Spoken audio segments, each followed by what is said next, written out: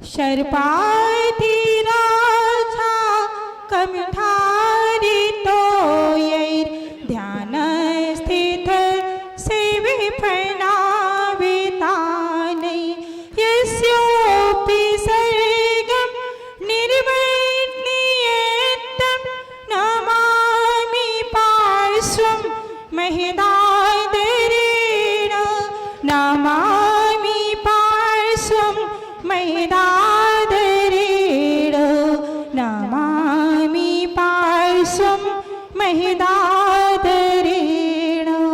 बोलिए अनंत सिद्ध परमेष्ठी भगवान की। क्या बात है, पूजन करते करते थक गए हैं क्या आप लोग? दोनों हाथ ऊपर की ओर होना चाहिए, तेज आवाज होना चाहिए। बोलिए देवादिदेव 1000 श्री आदिनाथ भगवान की। बोलिए देवादिदेव 1000 श्री पार्श्वनाथ भगवान की। परम पुरुष सूर्य कच्चाचार्य आचार्य भगवान श्री विराग सागर जी गुरुदेव की। हे गुरुदेव आप महान हो। हे गुरुदेव आप महान हो, भिन्न नगर की शान हो।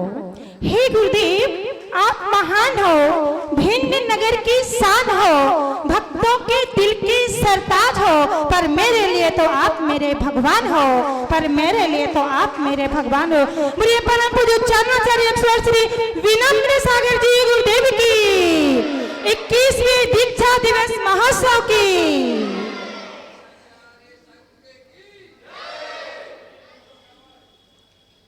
दर्शन की गरिमा, ज्ञान की महिमा, चारित्र की परिपक्वता, अध्यात्म की आध्यात्मिकता,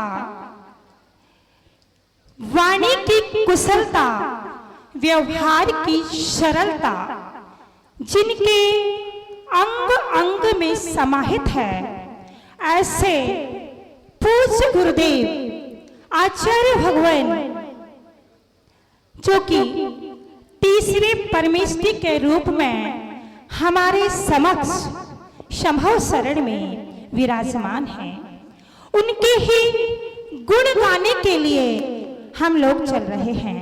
वैसे समय का बहुत अभाव है, फिर भी गुरुदेव की आज्ञा हुई है, इसलिए कुछ समय के लिए हम आपको गुरुदेव के, वैसे तो कहा है कि गुरु के गुणों को हम गा नहीं सकते।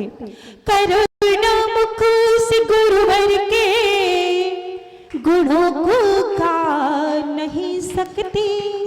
करुणा मुख से गुरुवर के गुणों को गा नहीं सकती। जहाँ गुरुदेव पहुँचे हैं वहाँ हम जा नहीं सकते। जहाँ गुरुदेव पहुँचे हैं वहाँ हम जा नहीं सकते।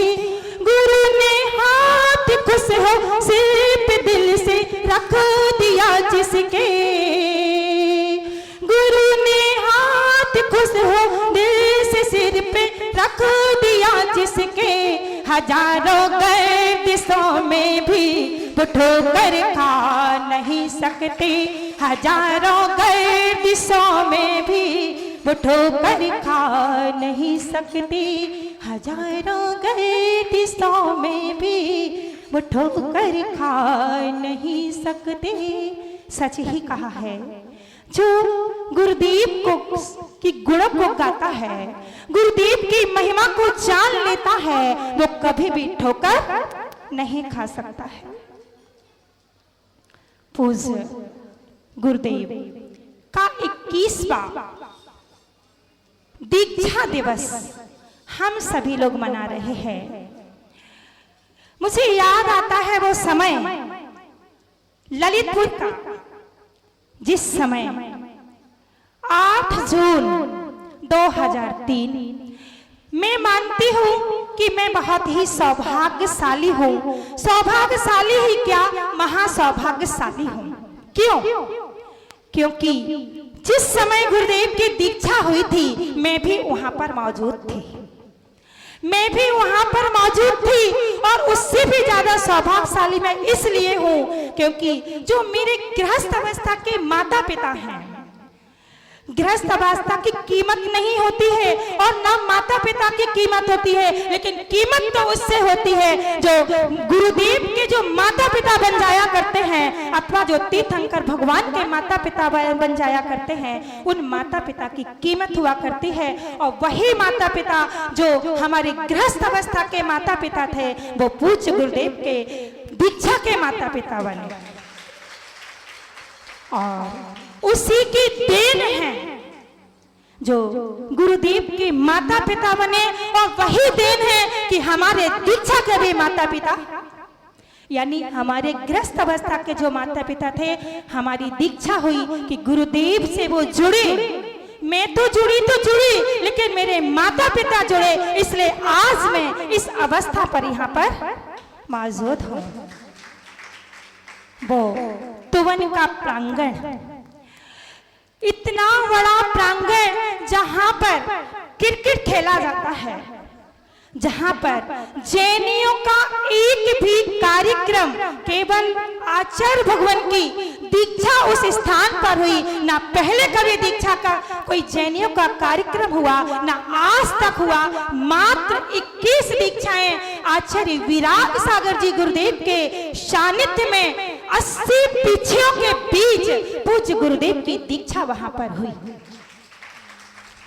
मैं एक बात और बताना चाहती हूँ, जब गुरुदेव की दीक्षा हो रही थी और एक दिन पूर्व संध्या काल जब बिनौली की यात्रा हुआ करती है, गुरुदेव तो ऐलक महाराज जी थे, उनकी बिनौली तो नहीं निकली थी, पर वहां पर अन्य दीक्षार्थी भी थे।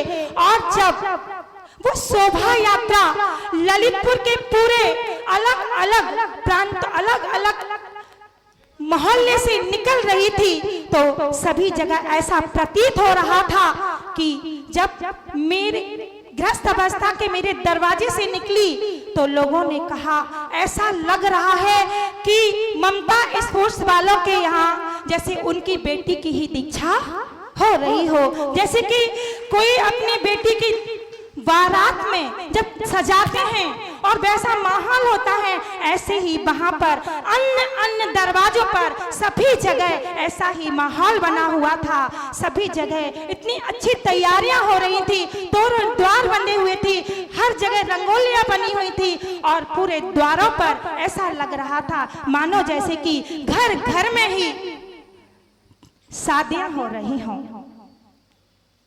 ऐसा वह दृश्य मुझ में लग रहा है कि ऐसे वह दृश्य टीकमगढ़ नगर में भी आने वाला है, क्योंकि जब यहाँ पर गुरुदेव ने कहा कि यहाँ पर युवा संस्कार शिविर प्रारंभ होगा, और गुरुदेव ने टॉपिक भी बता दिए, चर्चा भी प्रारंभ हो गई और पत्रिका भी तैयार हो गई। लेकिन टीकमगढ़ वालों का, गुरु भक्तों का ये प्रयास था कि नहीं, केवल युवा संस्कार शिविर ही नहीं, पूजन संस्कार शिविर लगाना चाहिए, जिससे कि मैं गुरुदेव की वाणी से कितना प्यारा धीरे धीरे चलो जी मंदिर प्रथम देव अरहंत सुश्रुत, पुनः जो 1995 की जो गूंज थी, वो गूंज गुरुदेव की वाणी से मैं सुनूं।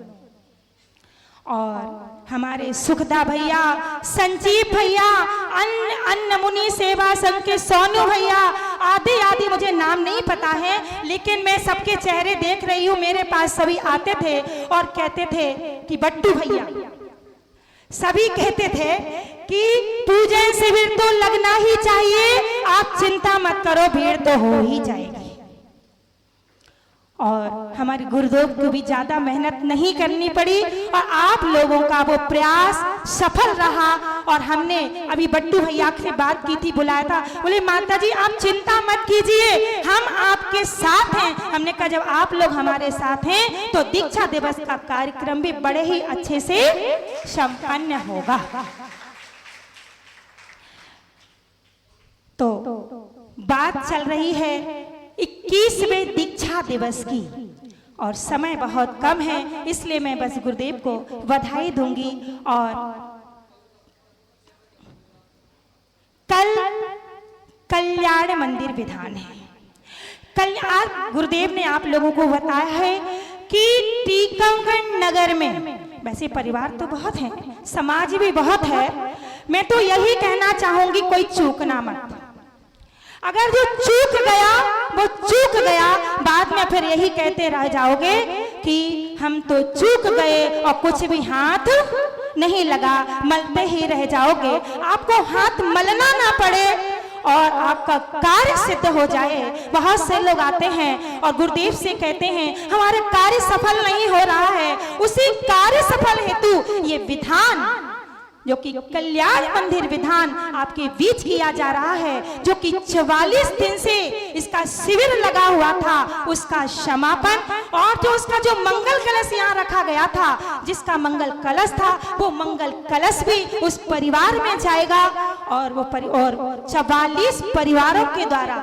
अच्छा, एक बात और कहना चाहूंगी, जिनने जो 44 परिवार थे जिन्होंने आचार्य श्री का पाठ प्रक्षालन, शास्त्र भेंट अथवा दीप प्रज्वलन आदि किया, वो 44 परिवार भी यहाँ पर आकर के कल्याण मंदिर विधान में बैठे, जिससे कि उन्हें लगे कि हमने गुरुदेव के आकर के यहाँ पर प्रतिदिन आकर के हमने ये सौभाग्य प्राप्त किया था। वो 44 परिवार भी आए और जो 44 परिवार जो विधान की यहाँ पर व्यवस्था की गई है, वो 44 परिवार भी बैठे। स्थान आप लोग कहेंगे बहुत छोटा है, स्थान छोटा नहीं है, हमारे दिलों में जगह होगी तो स्थान भी बहुत बड़ा है, ऐसी कोई बात नहीं है। और आप लोग सभी आइए, सभी उसका आनंद लीजिए कल्याण मंदिर विधान का, और गुरुदेव की वाणी से शुद्ध उच्चारण में आप उस कल्याण मंदिर को सुनिए। आप वो शुद्धिकरण से सुनेंगे तो उसका लाभ कुछ अलग ही होता है, और आचार्य परमेष्ठी की वाणी से सुनेंगे,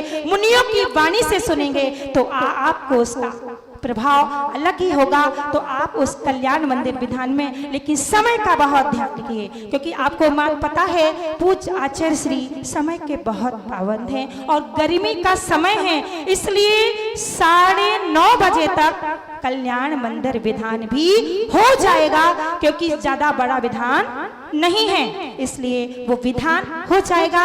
बस मुझे यही कहना है कि समय का बहुत ध्यान रखें, जिससे कि आहारचर्या भी समय से हो सके। और परसों के जो कार्यक्रम हैं, परसों जो शोभा यात्रा बाजार मंदिर से नए मंदिर के लिए निकाली जाएगी, वो शोभा यात्रा के लिए प्रातः 6:30 बजे तैयार रहे। बट्टू भैया, टीम तैयार है कि नहीं? बिल्कुल तैयार है। सोनू भैया तैयार हैं। सभी लोग हमारे पास 6:30 बजे आ जाए। 6 बजे, 6:30 नहीं, 6 बजे। आप लोग 6 बजे आएंगे, तब सब लोग